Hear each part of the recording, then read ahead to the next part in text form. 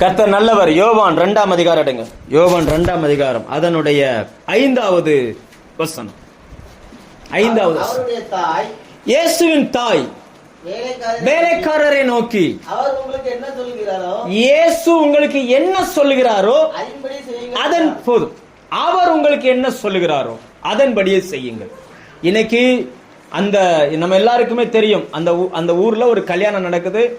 கல்யாணத்துல நம்ம ஊர்ல என்ன சொல்றது, நம்ம கன்வென்ஷன் நேரத்துல முதல் நாள் கன்வென்ஷன்ல நிறைய பேருக்கு இட்லி இருக்கு, சாம்பார்ல சட்னி இல்ல, எதுவுமே இல்லாம போச்சு. திடீர்னு காணாம போச்சு. என்ன பண்றதுன்னு தெரியல. ஒரு கூட்டம் அப்படி உட்காந்துக்கிட்டு இருக்குது, இட்லி வச்சுட்டு உட்காந்து இருக்குது. சாப்பிட்ட இட்லி இருக்கு, சாம்பார் சட்னி இல்லை. அதே போல அந்த கல்யாண வீட்டுல பாத்தீங்கன்னா அவர்கள் எப்படி சாப்பிடுவாங்க அப்படின்னு பாத்தீங்கன்னா, சாப்பாடும் இருக்கும், திராட்சை ரசமும் இருக்கும். எல்லாருக்கும் கம்பல்சரி திராட்சை ரசம் கொடுக்கணும். அப்ப எல்லாருக்கும் திராட்சை ரசம் இல்ல. லாஸ்ட்ல கொஞ்சம் பேருக்கு திராட்சை ரசமே இல்ல. உடனே அந்த மரியாள் இயேசுவின் தாய் இயேசுவிடம் சொல்லுகிறார்கள், இவங்களுக்கு திராட்சை ரசம் இல்ல அப்படின்னு சொல்லி. உடனே இயேசு சொல்லுகிறார், என்னுடைய வேலை இன்னும் வரல. உங்களுக்கு எப்பவுமே அற்புதம் பெறுவதற்கு ஆசை, ஆனா உங்களுக்கு அற்புதம் செய்யறதுக்கு நான் ஒரு டைம் வச்சிருக்கிறேன், அந்த டைம் எனக்கு இன்னும் வரல அப்படின்னு சொல்றாரு. உடனே அந்த தாய் சும்மா போகாம வேலைக்காரங்களை கூப்பிட்டு அவர் உங்களுக்கு என்ன சொல்றாரோ அதை செய்யுங்க, உங்க வாழ்க்கையில உங்களுக்கு குறைவுகள் நிறைவாக்கப்படும் அப்படின்ற அந்த அம்மா சொல்லிட்டு போயிடுச்சு. இல்லையா? இன்னைக்கும் அதே தான் ஆண்டவர் நமக்கு சொல்லுகிறார். இயேசு உங்களுக்கு என்ன சொல்லுகிறாரோ அதை நீங்கள் செய்யுங்கள். இன்னைக்கு நம்ம பிரச்சனை என்னன்னா, மிஸ் அண்டர்ஸ்டாண்டிங் பெரிய பிரச்சனை. மிஸ் அண்டர்ஸ்டாண்டிங்னா என்ன, சரிதானே அந்த வார்த்தை? தவறாய் புரிந்து கொள்வது. ஒரு கல்யாணம் நடத்தி வச்சுக்கிட்டு இருந்தார் ஒரு பாஸ்டர். அந்த பொண்ணு பாத்தீங்கன்னு சொன்னா கொஞ்சம் பயந்த சுபாவம், கை காலம் அப்படியே ஒரு மாதிரி விடவிடன்னு ஆடுது, இப்படி உட்காந்துரு பயந்த சுபாவத்தில் உட்கார்ந்து இருக்குது. அந்த பாஸ்டர், கல்யாணம் நடத்தி வச்ச பாஸ்டர் ஒரு வசனத்தை வாசிக்க சொல்லுகிறார். 1 யோவான் 4ஆம் அதிகாரம் 18ஆம் வசனம் வாசிங்க அப்படின்றார். அந்த 1 யோவான் 4ஆம் அதிகாரம் 18ஆம் வசனம் என்ன சொல்லுது? எடுங்க பார்ப்போம். அதுல என்ன சொல்லுதுன்னா, பூரண அன்பு பயத்தை புறம்பே தள்ளும். அது அப்படித்தானே இருக்குது. அன்பில் பயமில்லை, அன்பிலே பயமில்லை, பூரண அன்பு பயத்தை இதை சொல்றாரு. 1 யோவான் 4ஆம் அதிகாரம் 18ஆம் வசனத்தை எடுத்து வாசியுங்கள் அப்படின்னு சொன்னாரா. பக்கத்துல இருந்தார் ஒரு உடன் ஊழியர், நம்ம கோயில் குட்டி மாதிரி பக்கத்துல ஒரு உடன் ஊழியர் இருந்திருக்காரு. அவர் என்ன பண்ணிட்டாரு, சரியா கேட்கல. அவரு டக்குன்னு யோவான் 4ஆம் அதிகாரம் 18ஆம் வசனத்தை வாசிட்டார். அதுல என்ன இருக்குன்னு பாருங்க. கல்யாண வீட்டுல வாசிக்கிற வசனமா அது? யோவான் 4:18. எப்படி எனில், சத்தமா மைக்கிற இந்த அம்மா இந்த பொண்ணுக்காக வாசிக்கும் போது, எப்படி எனில் உனக்கு 5 புருஷர்கள் இருந்தார்கள், இப்பொழுது இருக்கிறவன் உனக்கு புருஷன் இல்ல அப்படின்ட்டார். இப்ப கல்யாண வீட்டுல உட்கார்ந்து இருக்கிறாங்க. இந்த அம்மா எப்படி இருக்கும்? நான் சொல்றது புரியுதா உங்களுக்கு? 1 யோவான் 4:18 வாசிக்க சொன்னா அவர் அறகுறையா கேட்டு யோவான் 4:18 வாசிச்சார். அதனுடைய விளைவு என்ன? விஷயம் என்னன்னா, நம்ம சரியா சில காரியங்களை கேட்பதில்லை, நம்ம சரியா சில காரியங்களை புரிந்து கொள்வதில்லை. இன்னைக்கு பிரச்சனை எங்க இருக்குன்னா, நம்ம சரியா புரிஞ்சுக்கிடாம நாமளா இப்ப யோசிச்சு பாருங்க. 1 யோவான் 4:18 அந்த பொண்ணு பயந்துகிட்டு இருக்குது. அதனால அவர் என்ன சொல்றாரு, அன்புல பயம் இல்லப்பா, பூரணமா தேவனை நம்பு, பயம் அது வெளியே போயிரும். அதை சொல்றதுக்காக அதை சொன்னா, கூட இருந்தவர் என்ன நினைச்சிட்டாரு, தப்பா எடுத்து ஒரு வசனத்தை வாசிச்ச உடனே அது அந்த அர்த்தத்தையே மாத்திருச்சு பாருங்க. உனக்கு 5 புருஷன் ஏற்கனவே இருந்தான், இப்ப இருக்கிற உனக்கு புருஷன் இல்ல, இன்னொருத்திக்கு புருஷன். அந்த கல்யாண வீடே வேற ஒரு மாதிரி என்ன செய்யச்சு. இன்னைக்கு நம்ம பிரச்சனை அதேதான். நாம் சரியாய் ஒன்றை புரிந்து கொள்வதில்லை. கர்த்தர் நமக்கு என்ன சொல்லுகிறாரோ அதை செய்யணும். நமக்கு தெரிஞ்சதெல்லாம் நம்ம செய்யக்கூடாது. அவர் நமக்கு என்ன சொல்றார், நம்மளை என்ன செய்ய சொல்றாரோ அதை தான் நம்ம என்ன செய்யணும், சொல்லணும். ஒருத்தர் தென்னாப்பிரிக்கா என்ன சொல்றது, இந்த ஆப்பிரிக்க தேசத்துல ஒருத்தர் ஊழியம் செஞ்சார். 500 பேர் இருக்கிறாங்க சபையில. ஆண்டவர் ஒரு நாள் சொன்னாராம், நீ இந்த சபையை விட்டுரு, இந்த சபையை உன் பையன் நடத்தட்டும், நீ இங்கிருந்து கிளம்பி ஒரு 50 கிலோமீட்டருக்கு போ. அங்க போனா மனித நடமாட்டமே இல்லாத ஒரு இடம் இருக்குது, அங்க போய் நீ அங்க போ, நான் சொல்றதை செய் அப்படின்னாராம். உன்னை இவரு சட்டாராம், ஒழுங்கா தானே போய்கிட்டு இருக்க ஆண்டவரே, 500 பேர் இருக்கிறான், நான் இதெல்லாம் விட்டுட்டு மனுஷ நடமாட்டம் இல்லாத இடத்துக்கு நான் எதுக்கு போகணும் அப்படின்னு. ஆண்டவர் சொன்னா, நான் சொன்னதை நீ செய் அப்படின்னு. சரின்னு அங்க போனா அவர் சொன்ன அந்த இடத்துல போய் இறங்கியாச்சு. அங்க போய் பார்த்தா இந்த பக்கம் 10 கிலோமீட்டருக்கு ஊரே கிடையாது. இந்த பக்கமும் 10 கிலோமீட்டருக்கு ஊர் கிடையாது. நடு காட்டுக்குள்ள உட்காந்துருக்கிற மாதிரி உட்காந்துருக்கிறார். ஆண்டவரே நான் இங்க என்ன செய்யணும் அப்படின்னு. ஆண்டவர் சொன்னாராம், 10,000 பேர் உட்காந்து ஆராதிக்கிற மாதிரி செட்டு போடு அப்படின்னா, ஒரு இடத்த கட்டு. இவர் சொல்லியிருக்காரு 10,000 இங்க ஒரு மனுஷன் வரமாட்டான், 10,000 பேருக்கு நான் எங்க போக அப்படின்னு. இல்ல ஆள் வரும், நீ 10,000 பேர் வர்றதுக்கு இடத்த கட்டு அப்படின்னு. இவருக்கு பணம் வேணும்ல, ஏன்னா அதை பையன் கையில கொடுத்துட்டு வந்துட்டார். இவர் என்ன செஞ்சிருக்காரு, இருந்த பணத்துக்கு ஒரு சின்ன குடிசையை போட்டு உட்காந்துட்டார். உட்காந்து சோத்திரம் சோத்திரம் சோத்திரம், ஏன்னா ஆண்டவர் சொன்னார்னா பணம் கொடுத்துருவார். அதுக்காக வெயிட் பண்ணிக்கிட்டு இருக்கிறார். 2 மாசம் 3 மாசம் 4 மாசம் போய்கிட்டே இருக்குது. திடீர்னு அதுக்கு அவர் இருந்த இடத்துக்கு முன்னாடி ஒரு ரோடு உண்டு. இந்த நம்ம வீடு முன்னாடி ரோடு இருக்கிற மாதிரி ஒரு ரோடு போகுது. அதுல ஒரு வேனு நின்றுச்சு. அந்த வேனு அதுல பிரேக் டவுன். அப்போ அந்த வேனுக்குள்ள வேன் ஓனர் இருக்காரு, டிரைவர் இருக்காரு. டிரைவர் சொல்றாரு, வண்டி பிரேக் டவுன் ஆயிடுச்சு, என்னை டவுனுக்குள்ள போய் தான் ஆளை கூட்டிட்டு வரணும், நீங்க இங்க இருங்க, நான் போயிட்டு கூட்டு வரேன்ட்டு அவர் இறங்கி பக்கத்துல போயிட்டார்.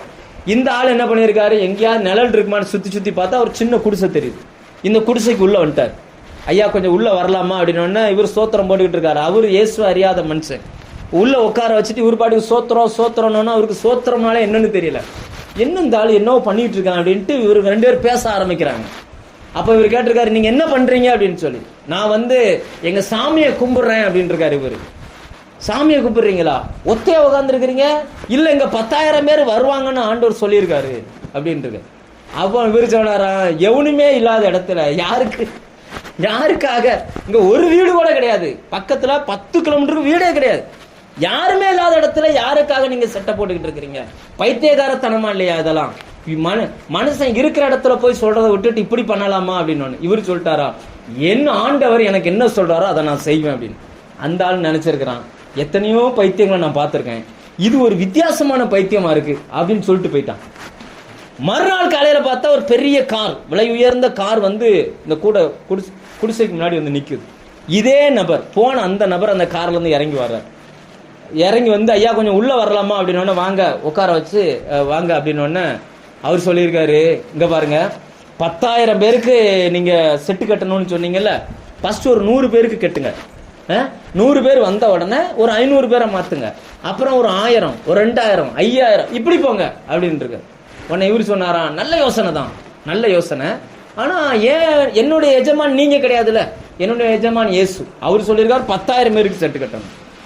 உடனே இந்த ஆள் சொல்லியிருக்காரு, ஏன் நான் சொல்றத கொஞ்சம் கேளியா, ஒரு 500 பேருக்கு ஃபர்ஸ்ட் கட்டு இப்படின்னு வாக்குவாதம் போகுது. கடைசியில் அந்த பாஸ்டர் எமோஷன் ஆயிட்டார். யோ, நான் 10,000 பேருக்கு கட்டுறேன், கட்டாம கூட போறேன், அது எனக்கும் இயேசுக்குள்ள விஷயம், நீ எதுக்கு இவ்வளவு தூரம் ரொம்ப ஆர்குமெண்ட் பண்ணிக்கிட்டு இருக்கேன். உடனே அப்பதான் அவர் விஷயத்த சொல்றாரு, நான் இங்க வீட்டுக்கு போனேன்னா அன்னைக்கு ராத்திரி என்ன சந்திக்கைக்கு ஒருத்தர் வந்தாரு. அவருடைய முகமும் ரூபமும் எப்படி இருந்தனா வெளிச்சம் போல இருந்துச்சு. அவரை பார்த்த உடனே நான் என்னையே அறியாம கதறி அழுதுட்டேன். இதுவரைக்கும் இல்லாத ஒரு சந்தோஷம் என் இருதயத்தை நிரப்பிச்சு. அப்ப அவர் சொன்னாரு, இங்க பாரு, உன் வேன் பஞ்சர் ஆனது சும்மா ஆகல, நான் தான் உன்னை அங்க போய் அவனை பார்க்க வச்சிருக்கிறேன். அவன் சொன்ன அந்த 10,000 பேருக்கு இடத்த நீ தான் கட்டி கொடுக்கணும், கட்டி சேரெல்லாம் வாங்கி போட்டு கொடுத்துரு அப்படின்ட்டாரு. அதனாலதான் நான் சொல்றேன், உனக்கு 10,000க்கு நான் வாங்கி தரேன், கட்டி தரேன், ஃபர்ஸ்ட் கொஞ்சம் கொஞ்சமா ஆரம்பிப்போம் அப்படின்னு இருக்காரு. இவர் சொல்லியிருக்காரு அதெல்லாம் கிடையாது. அவர் சொல்லியிருக்காரு 10,000. இவர் கடைசியில வெறுத்து போய் 10,000 கட்டி கொடுத்துட்டார். 1.5 வருஷம் ஒரு விசுவாசி கிடையாது அங்க. 10,000 சேர் போட்டிருக்கும். இவரா போவார், முன்னாடி நிற்பார், இவரா பிரசங்கம் பண்ணுவார், பாட்டு பாடுவார், இவரா அறிவிப்பு சொல்லுவார், எல்லாம் முடிச்சுட்டு இறுதி ஜெபம் பண்ணிட்டு கூட்டிட்டு வீட்டுக்கு போயிடுவார். என்ன காரணம்னா கர்த்தர் சொல்லி இருக்கிறாருன்னு போறார். 1.5 வருஷம். ஒரு நாள் ஒரு ஞாயிற்றுக்கிழமை இப்படி உட்காந்து இப்படி பண்ணிக்கிட்டு இருக்கும்போது கூரைக்கு மேல ஒரு கல் விழுந்திருக்கு. இவருக்கு சந்தோஷம், எவனோ வந்துட்டான் அப்படின்னு. இவருக்கு என்ன, ஏன்னா மனுஷனே இல்லல, எவனோ வந்துட்டான்னு பார்த்தா உள்ளுக்குள்ள ஒருத்தன் வர்றான், தலைவிரி கோலமா ரொம்ப அகோரமா ஒருத்தன் வர்றான். அவன் சொல்றான், நான் தான் இந்த சுத்தி இருக்கிற எல்லா கிராமத்தையும் என் கண்ட்ரோல்ல வச்சிருக்கிறேன், நான் தான் வச்சிருக்கிறேன். ஆனா நீ டெய்லி இங்க படிக்கிற அந்த பாட்டு என்னை ரொம்ப டிஸ்டர்பன்ஸ் பண்ணுது. என்னைக்கு இங்க சர்ச்சு கட்டினியோ அன்னையில இருந்து எவனுமே என்கிட்ட மந்திரவாதம் கேட்க வரமாட்டான். நானும் எவனுக்காவது செய்வனை செஞ்சா அந்த ஆவி போக மாட்டேங்குது. இப்ப அந்த ஆவி எல்லாம் எவனுக்கெல்லாம் செய்வனை செஞ்சனோ எல்லா ஆவி என்ன சுத்தி நிக்குது. நான் உன்னைய கொல்ல போறேன், நீ இருக்கிறனால என் பொழப்பு கெட்டு போகுது அப்படின்ட்டு நிக்கிறான். இவரு உடனே ஆவியில நிரம்பி இயேசுவின் நாமத்துல போ பிசாசேன்னு அவருக்காக ஜெபம் பண்ண. அந்த மனுஷன் பொத்துன்னு விழுந்தான், அவன் குணமானான், போயிட்டான். மறுவாரம் அதே போல இவர் கிளம்பி வருகிறார். ஞாயிற்றுக்கிழமை காலையில கிளம்பி வருகிறார். இவர் நினைச்சிட்டு வராரு, நம்ம போகணும், நம்ம தான் திறக்கணும், 10,000 சேருக்கு தான் நம்ம பிரசங்கம் பண்ணணும். இவர் வர்றதுக்கு முன்னாடி 600-700 பேர் வெயிட் பண்ணிட்டு இருக்காங்க அந்த சர்ச்சுக்கு உள்ள போறதுக்கு. இவருக்கு என்னன்னே புரியல. போயினாரு, கதவை திறந்தாரு, எல்லாம் மடமடன்னு வந்துட்டாங்க. கூட்டம் நடக்குது. இவர் கூட்டமெல்லாம் முடிச்சுட்டு கேட்டாராம், நீங்க எங்க இருந்து வாரீங்க, யார் உங்களை இங்க வர சொன்னது, எப்படி வந்தீங்க? அப்ப அவங்க சொன்னாங்களாம், நேத்து ராத்திரியா வந்து அந்த மந்திரவாதி கதவை தட்டி, இங்க பாருப்பா, நான் இப்படி இருந்தேன், இப்படி சரியாயிட்டேன், அங்க ஒரு 10 கிலோமீட்டர்ல ஒரு சர்ச் இருக்கு, நீங்க அங்க போங்கன்னு எங்க எல்லாரும் இங்க அனுப்பி விட்டுட்டான் அப்படின்னா. சோ இதுல இருந்து உங்களுக்கு என்ன புரிகிறது சொல்லுங்க? அவர் உண்மையிலே நடந்த சம்பவம். அதுக்கப்புறம் அவர் 900 சர்ச்சு கட்டிட்டார் அந்த பாஸ்டர். எதுக்கு இதை சொல்றேன்னா, அவர் என்ன சொல்லுகிறாரோ அதை செய். அவர் சொல்லுகிறது மனுஷ மூளைக்கு புரியாது. ஆண்டவர் சொல்றாரு, தண்ணிய கோரி தொட்டிய நிரப்புன்றார். தேவை என்னது? தேவை திராட்சை ரசம். ஆண்டவர் சொல்றாரு, தண்ணிய கோரி தொட்டி என்ன செய், நிரப்பு. அவங்க என்னெல்லாம் யோசிச்சிருப்பாங்க, இன்னைக்கு என்ன தேவை, இவர் என்ன சொல்லிக்கிட்டு இருக்கிறார்.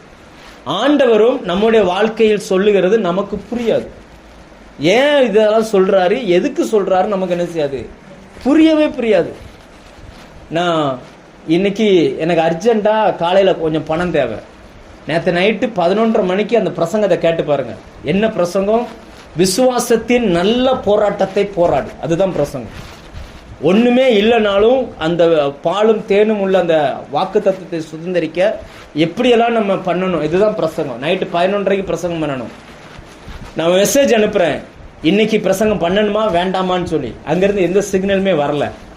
11:30 மணி ஆச்சு. அப்ப இன்னைக்கு பிரசங்கம் இல்ல போல இருக்குன்னு நான் ஆஃப் பண்ணிட்டு படுத்துட்டேன். 5 நிமிஷத்துல திரும்ப ஒரு அம்மா அமெரிக்கால இருந்து கால் பண்ணிச்சு, பாஸ்டர் நாங்களாம் வெயிட் பண்ணிக்கிட்டு இருக்கோம், நீங்க பிரசங்கத்துக்கு வரலையா, சீக்கிரம் உள்ள வாங்க அப்படின்னு சொல்லி. அதுக்கப்புறம் கட் பண்ணி லைன்ல போய் கட் பண்ணி உள்ள போய் எல்லாம் முடிச்ச உடனே பையில எவ்வளவு இருக்குது? 13 ரூபா. எவ்வளவு இருக்குது? 13 ரூபா. எவ்வளவு தேவை? 3020 ரூபா தேவை. எவ்வளவுதான் இருக்குது? 13 ரூபா. நான் பிரசங்கம் பண்ணும் போதே நான் நினைச்சுக்கிட்டே மைண்ட் ஒரு பக்கம் உள்ள ஓடுது, விடிஞ்சா பணம் தேவை, ஆனா பாலும் தேனும் உள்ள, அதனால டைம் ஆகுது. நான் தெரிஞ்ச ஆளுக்கெல்லாம் டெக்ஸ்ட் பண்றேன். உங்களுக்கு நான் வந்துச்சா? தெரிஞ்ச ஆளுக்கெல்லாம் டெக்ஸ்ட் பண்றேன், உங்க ஜிபேல பணம் இருக்குதா, உங்க ஜிபேல பணம் இருக்குதா அப்படின்னு சொல்லி. ஒன்னு சொன்னது போல எல்லாரும் ஒரே பதில் அனுப்பினாங்க. ஒன்னு சொன்னது போல, ஜீரோ பேலன்ஸ். என்ன பதில்?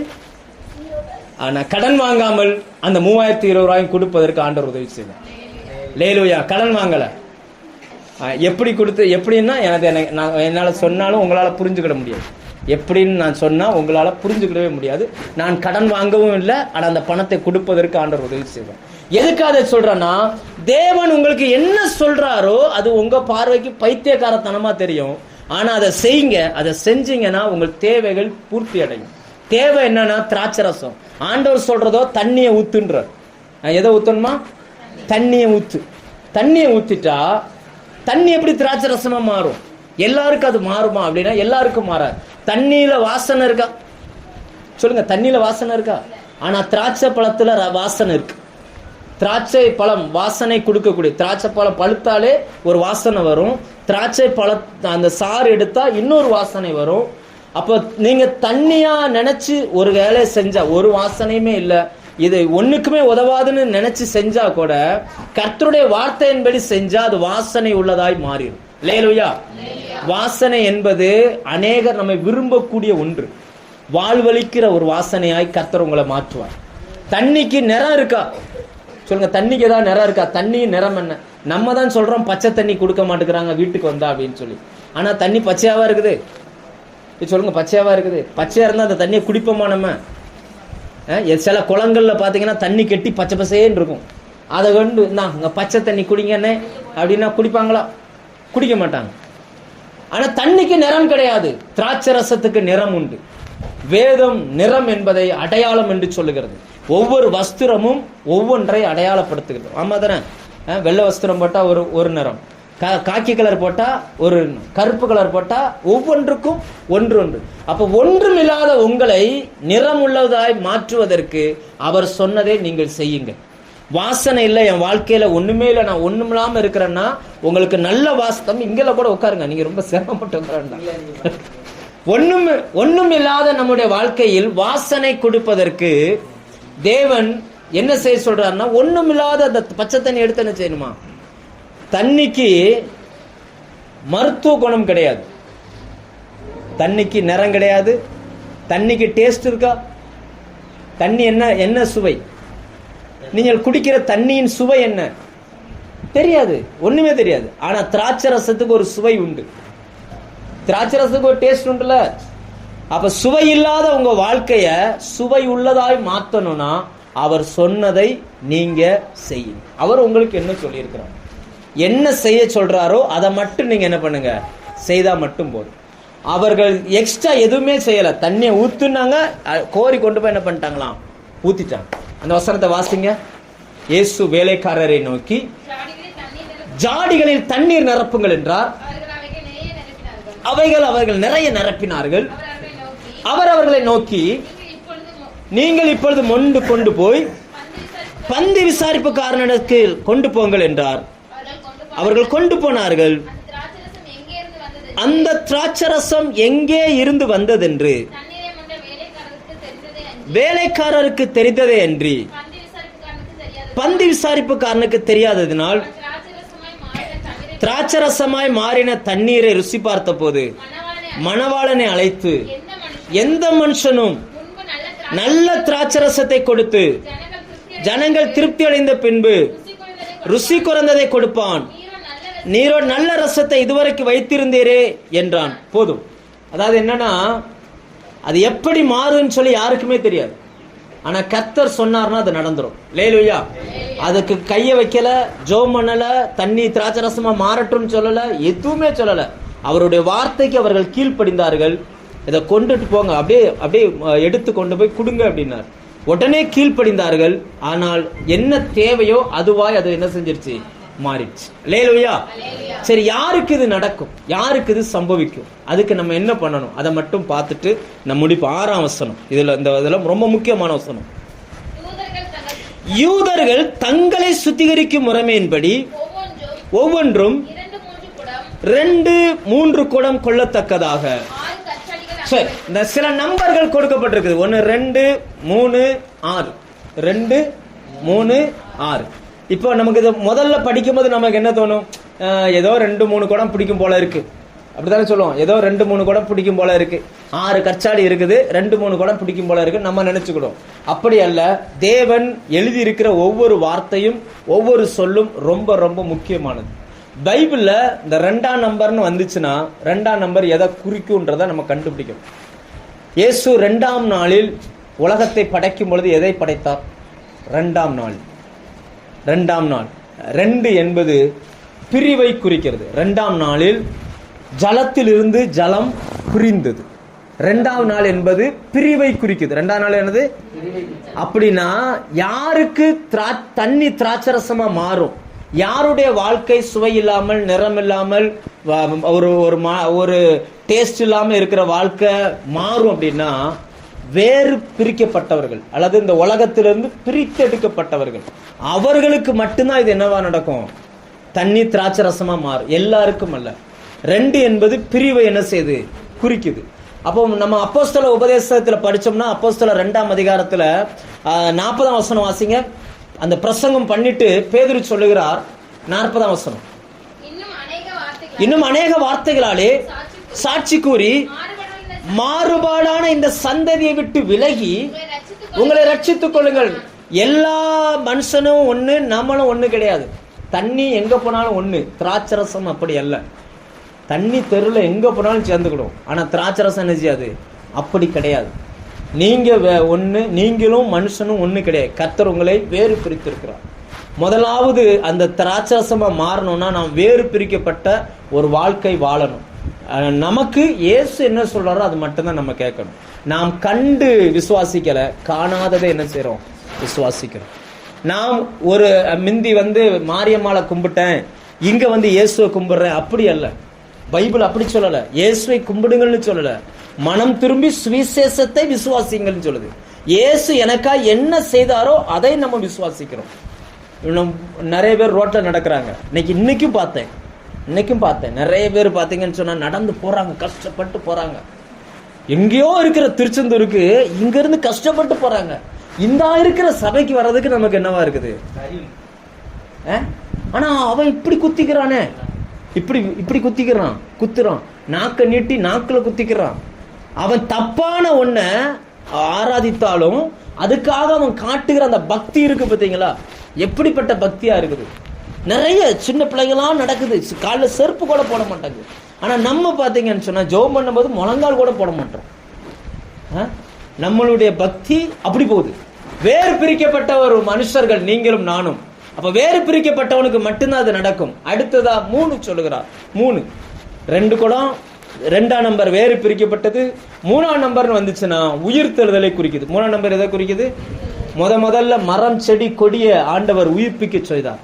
3ஆம் நாளில் மரம் செடி கொடி பூமியிலிருந்து என்ன செஞ்சிச்சு? ஒன்றுமே இல்லாத அந்த பூமியிலிருந்து மரம் செடி கொடி முளைக்க ஆரம்பிச்சிச்சு. 3 என்பது உயிர் தெழுதலை குறிக்குது. நாம் வேறு பிரிக்கப்பட்டா மட்டும் பத்தாது, கிறிஸ்துவோடு கூட உயிரோடு எழுந்த அந்த அனுபவம் நமக்குள்ள இருக்கணும். எபேசியர் 2:7 சொல்லுகிறது, அவர் நம்மை அவரோடு கூட எழுப்பி உன்னதங்களில் அவரோடு கூட உட்காரவும் வைத்தார். எத்தனை பேர் ஞானஸ்தானம் எடுக்கும் பொழுது நான் கிறிஸ்துவோடு மரித்திருக்கிறேன், கிறிஸ்துவோடு உயிரோடு எழுந்திருக்கிறேன்னு சொல்லி விசுவாசிக்கிறீர்களோ அவர்களுக்கு வாழ்க்கை இங்க இல்ல, கிறிஸ்துவோட கூட இருக்கு. அங்க வாழ்க்கை எப்படி இருக்குது? தம்பி ஃபிளைட்ல போயிருக்கீங்கல்ல, ஃபிளைட்ல 2 கிளாஸ் இருக்கும். ஒன்று எக்கனாமிக் கிளாஸ், இன்னொன்று பிஸ்னஸ் கிளாஸ். எக்கனாமிக் கிளாஸ்ல தான் எல்லாருமே போவாங்க. ஏன்னா அங்கே வந்து அதுதான் கொஞ்சம் நார்மல் ரேட். பிஸ்னஸ் கிளாஸுக்கு போயாச்சுன்னா இதை விட கொஞ்சம் ரேட் அதிகம். ஆனால் எக்கனாமிக் கிளாஸில் போய் நீங்கள் உட்காந்தீங்கன்னா எல்லாருக்கும் என்ன கொடுக்கப்படுதோ இதுதான் என்ன செய்யப்படும்? கொடுக்கப்படும். ஆனால் பெரிய பெரிய பிஸ்னஸ் மேன், கிரிக்கெட் பிளேயர்ஸ், அரசியல்வாதிகள் இவர்கள் போகிறது எதில் போவாங்க அப்படின்னா பிஸ்னஸ் கிளாஸில் போவாங்க. அவங்களுக்கு ஸ்பெஷலாக எல்லாமே கிடைக்கும். பக்கத்திலே நிற்பாங்க, உங்களுக்கு என்ன வேணும் என்ன வேணும்னு கேட்டு கொடுப்பாங்க. ஆனா எல்லாரோட போறவங்களுக்கு என்ன கிடைக்காது? அது கிடைக்கும். இப்ப நமக்கு புரியுற மாதிரி சொல்லாம, ட்ரெயின்ல போறோம், இங்க இருந்து சென்னைக்கு போறீங்கன்னு வச்சுக்கோங்களேன், செகண்ட் கிளாஸ் அந்த ஆர்டினரி, அது என்ன சொல்லுவாங்க? உடன் டப்பாவா? அது என்னப்பா சொல்லுவோம்? உடன் டப்பா டிக்கெட். உடனே டிக்கெட் எடுத்துட்டு போறோம்னு வச்சுக்கோங்களேன், கூட்டத்துல அந்த புளிய அள்ளி தள்ளுவாங்கல்ல, அந்த மாதிரி தான் நம்ம நிக்கணும். இப்படி சில நேரம் இப்படி நிற்போம், பாத்ரூம் பக்கத்துல தான் இப்படி நிக்க வேண்டியிருக்கும். அப்படிதான் நம்ம நிக்க வேண்டியிருக்கும். ஆனா அதே நேரம் உங்களுக்கு ஃபர்ஸ்ட் கிளாஸ்ல டிக்கெட் எடுத்துட்டு போறீங்கன்னா உங்களுக்கு அழகான ஒரு சீட் இருக்கும். அங்க உங்களை யாரும் டிஸ்டர்பன்ஸ் பண்ண மாட்டாங்க. உண்டுமா இல்லையா? ஃபர்ஸ்ட் கிளாஸ் ஏசியில போனீங்கன்னா ஃப்ளைட் டிக்கெட்டோட ரேட் அதிகம். தனி ஒரு நம்ம ரூம் போல இருக்கும், தனியா பெரிய சீட்டு, தனி பாத்ரூமு, எல்லா சாப்பாடு வசதி எல்லாமே இருக்கும். அப்படின்னா அர்த்தம் என்னன்னா, நீங்கள் எங்கே உட்காருகிறீர்களோ அதே பொறுத்து தான் உங்களுக்கு அந்த அது சார்ந்த எல்லாமே உங்களுக்கு கிடைக்கும். சரிதானா? எங்க உட்கார்றீங்களோ அந்த வசனம் என்ன சொல்லுது? எபேசியர் 2:7 வாசிங்க. கிறிஸ்து இயேசுவுக்குள் நம்மை அவரோடு கூட எழுப்பி உன்னதங்களிலே அவரோடு கூட உட்காரவும் செய்தார். நல்லா கவனிச்சுக்கோங்க. 3 என்பது உயிர்த்தெழுதலை குறிக்குது. நாம் ஞானஸ்தானம் பெறும் பொழுது கிறிஸ்துவோடு கூட அடக்கம் பண்ணப்படுகிறோம். நாம் எழுந்திருக்கும் பொழுது கிறிஸ்துவோடு கூட எழுந்திருக்கிறோம். இப்போ நம்ம எங்க இருக்கிறோம்னா உன்னதங்களில் அவரோடு கூட என்ன செய்யறோம்? இருக்கிறோம். அதனால நீங்க எங்க உட்கார்ந்து இருக்கிறீங்களோ அதுக்கு தகுந்த ஆசீர்வாதங்கள் தான் நமக்கு கிடைக்கும். யாரோடு உட்கார்ந்து இருக்கிறீங்களோ அவருக்கு என்னெல்லாம் வருமோ அதை நமக்கு என்ன செய்யும்? சொல்லுங்க. அம்மா இல்லை, இப்ப நான் ஒரு இடத்துக்கு ஊழியத்துக்கு போறேன், நான் ஆண்ட்ரோஸையோ இல்லைன்னா தம்பியோ கூப்பிட்டு போறேன்னா எனக்கு என்னெல்லாம் சாப்பாடு வைக்காங்களோ அதெல்லாம் அவனுக்கும் வைப்பாங்க. ரைட்டா? இன்னும் சொல்ல போனா என்னைய விட அதிகமா யாருக்கு தான் கவனிப்பு இருக்கும்? ஏன்னா நம்மளை கேள்வி கேட்டுட்டே இருப்பாங்க, அவன்கிட்ட எதுவுமே கேள்வி கேட்க மாட்டாங்க. அவன் பாட்டுக்கு அடிச்சு தண்ணிட்டே இருக்கலாம்.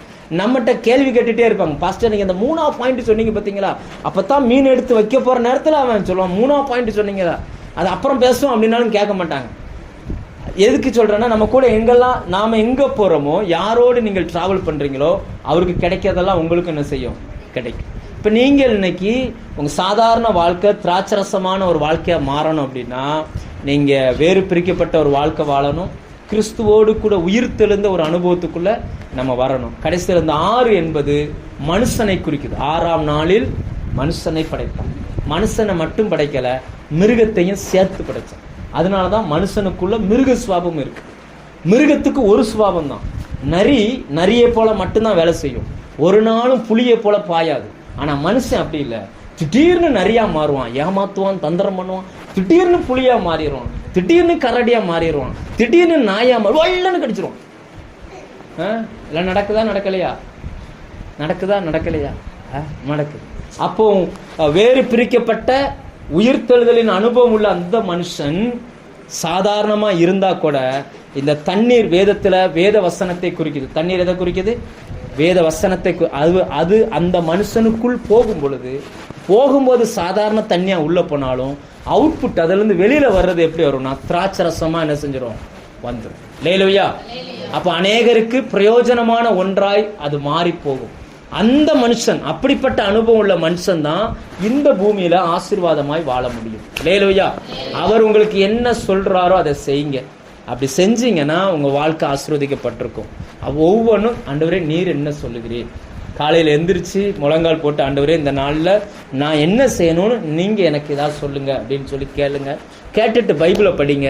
ஆண்டவர் உங்கள்கிட்ட பேசுவாரு. அதன்படி நீங்க வாழ்க்கையை வாழ்வதற்கு பழகி கொள்ளுங்க. லூக்கா 5ஆம் அதிகாரத்துல கூட நம்ம பார்க்கிறோம். ஆண்டவர் சொல்றார் பேதுருவை பார்த்து, வலது கொஞ்சம் ஆழமா படகை தள்ளிட்டு போய் வலையை போடுங்கள் அப்படின்றார். உடனே பேதுரு சொல்றாரு, ஐயரே முழுவதும் கஷ்டப்பட்டோம், ஒண்ணு கூட அகப்படல, ஆனாலும் உங்களுடைய வார்த்தையின்படி நாங்க போடுறோம் அப்படின்னு. ரைட்டா? அவர் சொன்னதின்படி போட்டாங்க. வெறுமையான படகு 2 படகு நிரம்பத்தக்கதான மீன்களால் நிரம்பிட்டு. லேலூயா. அவர் சொல்றதை கேளுங்க.